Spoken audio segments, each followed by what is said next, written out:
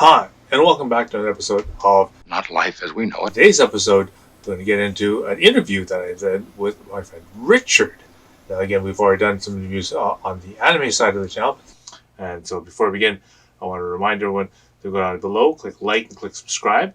Definitely every single time you put a like, it helps the YouTube algorithm figure out and recommend my videos and that kind of stuff. So definitely anything that you do like that would definitely help. If you have a comment or a story that you'd like to tell and add, maybe some questions and that kind of stuff, because I'm also always constantly collecting up responses for the questions and answers and that kind of stuff. Feel free to go down below and make a comment and that kind of stuff. That always, again, really does help.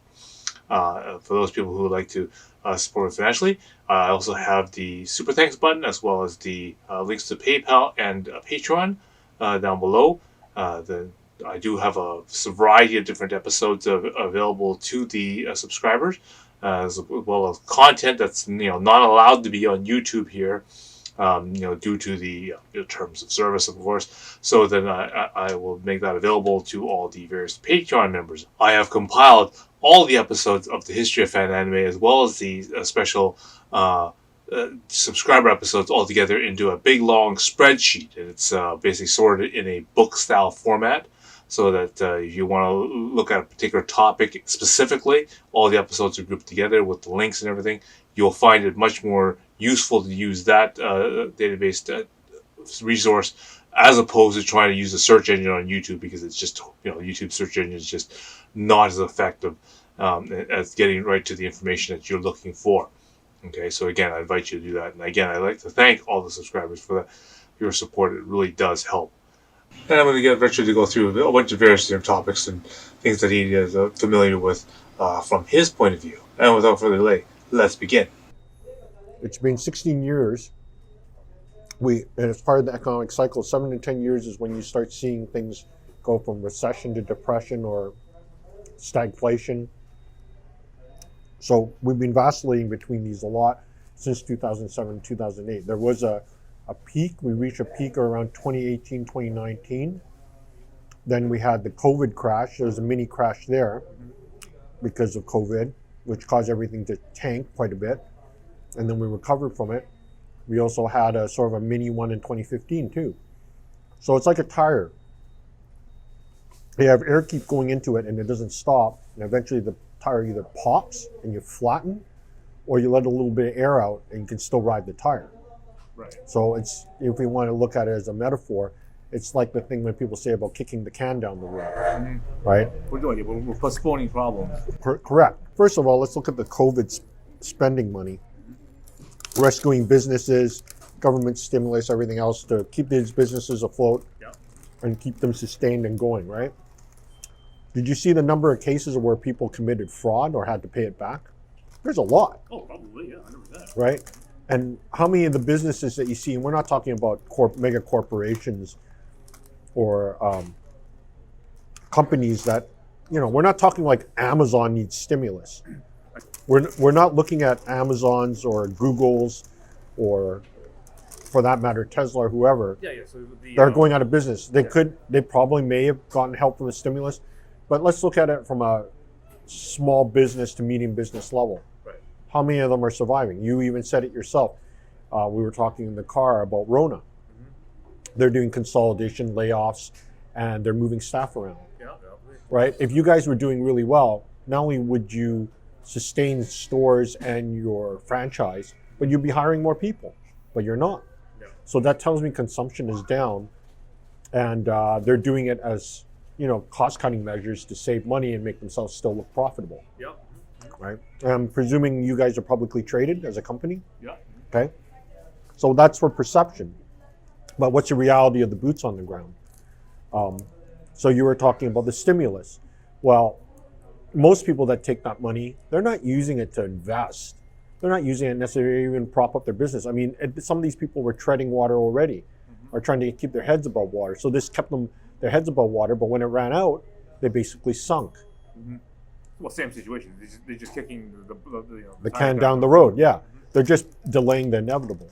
So the stimulus really didn't do anything. And then you're looking at individuals. What did they do with the money? They didn't invest it. They spent it on things. They were being profligate, right? They were living high on the hog, getting their bag, buying luxury cars, buying these crazy homes because it was easy money. Till it wasn't. Till they were either called out for being fraudulent or they were scamming the government. In both Canada and the US. Yep. They even had Canadian government workers scamming the government, right? Saying that they needed the stimulus checks because they didn't have work. It wasn't true. They took holidays. They went on vacation, they took sick leave. You're not allowed to get stimulus COVID money for that. It was purely for people that are directly impacted by COVID. So that's the first thing when you were talking about this money. It didn't do anything. It just kicked the can down the road. And then the second thing is, I agree with you that there is this malaise where you're caught between the devil and the deep blue sea. You have people that want to work, but they can't. And it's not that they won't, it's because the cost of living is so high that no job that they're getting, which is service-based, or anything that's going to be labor, unless you're in construction or something that's really like pork barreling from either the market conditions or the government, you're going to have to work 2 or 3 of those jobs to be able to even pay rent and get by and be able to keep a roof over your head and feed yourself. So here's the problem. So you got all these people that are here, whether they're natives or whether they're from overseas, migrants, students, whatever. They got to do what they got to do, and then there's people getting by. Maybe they have children, maybe they're single mothers, single fathers, or they're in divorce situations. And we can talk about that one, how it affects the economy too. But you're seeing money moved around, but because nobody wants to pay what I would call a living wage or a fair wage, you're going to have people struggle. Well, some people just throw in the towel and they just say, forget about it. I'm going to check out, or I leave, right? Or I'll move back home with my family, my parents, or whoever it is that still at least has a roof where I don't have to pay rent. Or some people get creative, live out of their cars, live in campers, squat in the park and live underneath the tarp. But they're all capable, but they're just not capable enough to pay rent or to make ends meet. So what do? We create a large segment of homeless, right? Who would love to get paid, a living wage and everything else, but everybody wants services, but they don't want to pay for it. So they're paying them this bottom of the barrel minimum wage, which how is anybody going to be able to survive on that living in BC? I'm not talking about BC. Let's look across Canada. I think the only place that's actually growing is Alberta. Right? Their real estate skyrocketing and everything else. Because why? Because they have a resource-based economy, right? They said, I think I saw something in the news where they said Quebec and BC, zero growth. We're going to be flat. So to answer your question, the bigger problem is economies proliferate and grow and become enriched when there's consumption. It's just simple, right? If you have consumption, that means people are working. If people are working, they make money. They make money to spend more money. It's that sustainable cycle. But when you start having layoffs, when people are not getting paid enough, and there's still costs are rising, food, right, rent, gas, all these things. I mean, we've seen a phenomenon recently within this last couple of weeks. Gas prices are dropping. They're not dropping gas prices because they're doing it to be benevolent. They're dropping gas prices so people buy more gas, so they spend more, so they go out more, so they go and do things more or go shopping more, right? That has a direct correlation to people's activities. Or it's like, oh, maybe I can get some more of that overtime. Oh, gas is cheap. I better fill up so I can go to work and get more overtime, right? So each of these things has a direct correlation, but you're basically forcing people to do things when you have less resources, right? Because there's layoffs, because of consolidation, like at your company, and all these things going on. Everybody wants to still maintain those super high profits and those super high targets, if not even more overachieving, going back 2 to 3 years. Well, that's not working right now. You ask anybody that's working on the front lines of boots on ground, they're getting squeezed. They're being made to do more things that are not in their job descriptions. They're taking on responsibilities that have nothing to do with what they did before. And it's all cost-cutting measures because people at the executive level, upper echelons, people that are connected, want to maintain not only their profit margins, but even more so in a situation that's untenable. Because that cheap slave labor is not available anymore. Yeah, and China's not the big source anymore. Right. Like whether it's China or even if you go to places like Vietnam, India, Mexico, whatever, people say, oh, well, the money made from us is way more than they could make in their own country doing other things. So I'm like, yeah, but you're utilizing cheap labor for a reason to save, so that you increase your profits. Consumer doesn't really see any of that. I mean, they believe in the illusion that they're paying for cheaper goods, but it's relative. Yes. Right? But really what's going on is they're deferring their ability to make profits by exploiting somebody else and selling it that, we provide jobs, value-added benefits and everything, and if they were working any other job native to their country, they'd be making peanuts compared to what we're paying them. But it's relative because if you take the money they make there and then go to a first world, social democratic country in the West, they're still below the poverty line. The problem with it now is the people that are getting rich want to get richer, but there's no stabilizing of it. The whole trickle down theory, I don't know if you follow Keynesian economics and all this other stuff, which I know a little bit of. I'm not really deep into it. Like there's Milton Friedman and all these other guys. You look at Keynesian economics. The basic theory about Keynesian economics is there's a trickle down effect. Really. We've been through 3 recessions.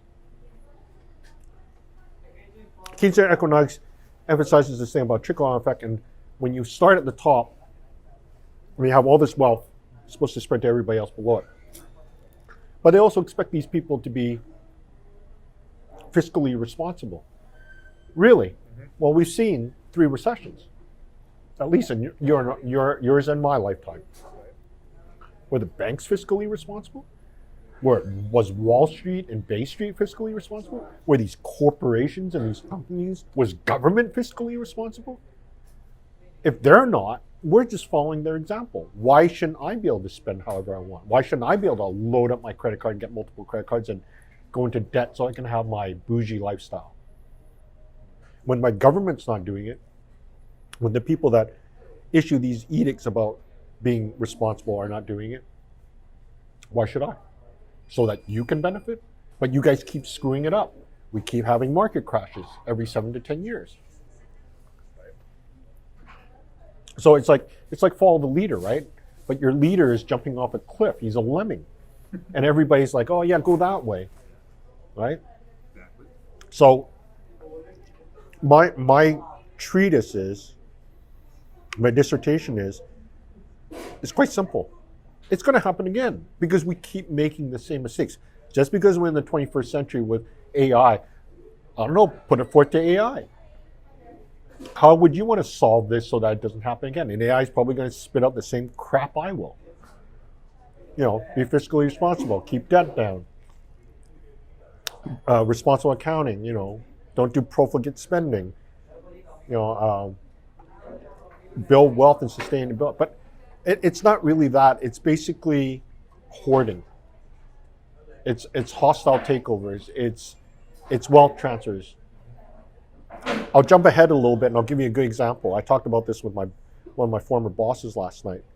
You know what the biggest wealth transfer we're having right now is? That's directly affecting that other subject we talk about in terms of relationships, whether it's marriage, family, girlfriend, boyfriend, dating, all this stuff. Biggest one with wealth transfer is divorce. Divorce laws, at least in socioeconomic countries in first world, in Western world, completely benefits the woman. Yep. Right? And who are they getting all this money from? The men.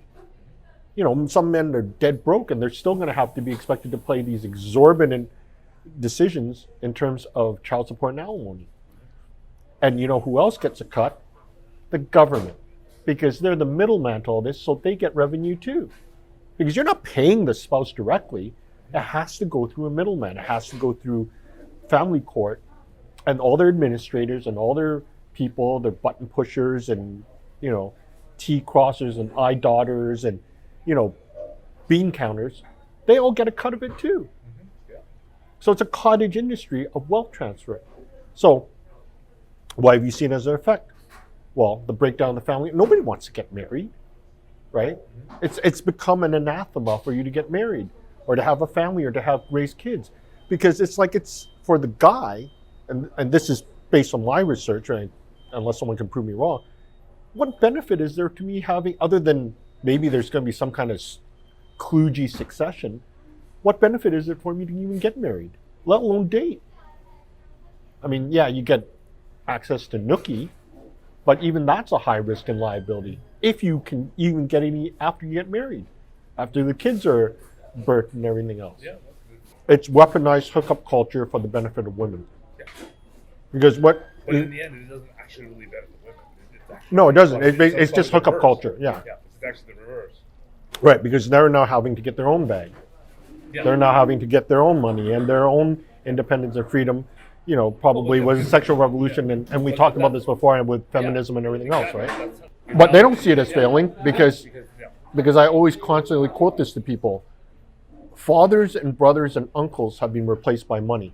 That's how women don't see the male figures, the figureheads that are leaders, in their fathers, their brothers, and their uncles. They see it in money. That's it. Yeah. Okay. So everything's got a money figure attached to it. So if they can get a bunch of simps and OnlyFans and they can bring in anywhere from $5 to $10 to $100 a month, because they think they all can do it, right? Just like they think they can go for the first 1 to 10% of the men out there, Yeah. they're going to do it. Yeah. And can you blame them? Because they all want to live the dream, right? Yeah.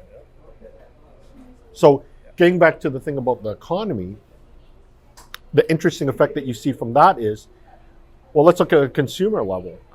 Who does it affect? Well, it affects the way consumption is, because if these women are looking at that thing about getting their own bag and everything else, they're going to be, not only is there going to be a huge wealth transfer from families and succession and legacy, but also from divorce, or maybe from these women being entrepreneurs or whatever you want to call them, OnlyFans, Instagram, whatever it is they do, you know, whatever social type of jobs that they get, they're going to be the biggest consumers. They're going to be doing the most of spending. So I would say to people, yeah, cosmetics, makeup, plastic surgery, you know, whatever it is that is related to those things that women want, Cat you know, food. cat food, dog food, you know, kitty litter, box wine. Yeah. Yeah, because why are these? Because these women are going to be so focused on getting their bag and everything else. Every guy's going to be like, well, they're not going to be dating down; they're dating up, Yeah. right? But they'll be spending for it too. Like I said, fingernails getting done, hair getting done, foundation, push-up bras, shoulder pads, high heels, whatever it is that they have. You know, Lululemon, whatever, yoga pants, or whatever their lifestyle dictates. Yeah. They're going to be having to sell the dream, the illusion. But every guy's not going to be looking at that and saying, oh, they're attractive. They may, you know, the Chads and the Tyrones Yeah. or whatever, they're going to try to get their freebies, right? Because women always break the rules for them. Yeah. But the guys that are going to be looking at these women, even though they may not get them, is going to be like, that's not even worth the liability. It's not worth my while, right? It's just, it's so, because they're going for the 1 to 10% of the men anyways. Yeah. So they're doing all these things and cultivating that culture, you know, hookup culture, ride the carousel, get railed, get their back broken, you know. Yeah. But ultimately, despite all that money being in their possession, and whether they're even responsible in managing it or investing it or spending it or not, you're not going to see the proliferation of our species. You know, everybody talks about overpopulation, but overpopulation happens in poor countries, Yes. right? But in social democracies in the Western world and first world nations, the birth rate is declining, Yep. right? And why?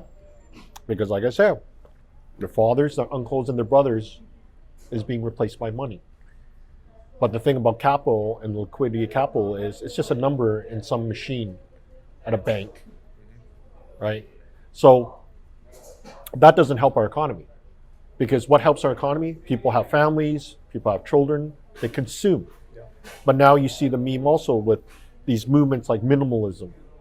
Oh, don't buy it, rent it, borrow it, all this stuff. You don't have to own stuff, right? You see where they're moving to, right? You won't own anything. I mean, even your money is not going to be under your control, because it's in a bank, and it's a number sitting somewhere, and they can decide, well, unless you keep it all hidden under your mattress, they can decide when you can take it out, when you can't, right? I don't see all banks open 24/7, right? If your money was available to you, you should be able to access it 24/7. You can't do that either. So it's not really your money. So getting back to the original problem, See, that's the problem of all the people in China and Hong Kong trying to get all their money out. well, and you look at the regime that's, with their social credit system and everything else. So we won't even go into that. I mean, in some ways, a lot of our first world social democracies are going that way. I mean, I always point to people to the experiment they did in Nigeria with going digital currency. It totally threw their markets into a loop. It affected their whole country. It threw it into a tizzy. Look at India, when they introduced their new currency from their old currency. Well, that was a real wealth transfer. It was robbing the wealth from the people that was hoarding the old currency. It's corruption, this and that. Maybe so. But when you guys money print, that's also corruption too, right? Because you're making available more of the asset, so it devalues the currency, Values, yeah, exactly. right? So getting back to seeing these things happening and these regimes doing these interventions, it tells you that they're not stable, Yes. right? And that's a bellwether, that's a red flag. But like I said, succession, legacy, transfer of wealth, divorce, right, which is another form of wealth transfer, those maybe they're trying to fiddle with the numbers and trying to shift debt away by using something else to compensate for that debt and prop it up. But the worst thing about it is it's causing a breakdown of our society, like the nuclear family, Yes. right? Because the more kids you have, as you have more laborers, you have more people do work. But of course, they're saying AI and automation is going to get rid of all that. Well, then who's going to purchase your product? The one percenters that hoard all this wealth? Well, they just make more money. But you're not having consumption, right? Like a sustainability in the environment aside, you're not having any consumption because you're not giving birth to more kids who are going to grow up that can work, who are also, I mean, some of them become trust fund babies or inheritance. Yeah. I don't know about you, but I'm one of those people Yeah. post boom that is going to inherit too. But I don't have kids. I don't have a family. So what am I going to do? Buy some opulent house, buy myself a Bentley, scoot around the neighborhood and drink Starbucks every day after playing golf? Okay, so again, we'll have to continue this interview in the next episode. So again, we've got to hit like and subscribe so we will get the more of those episodes when they come out, right? So until next time, I will see you again.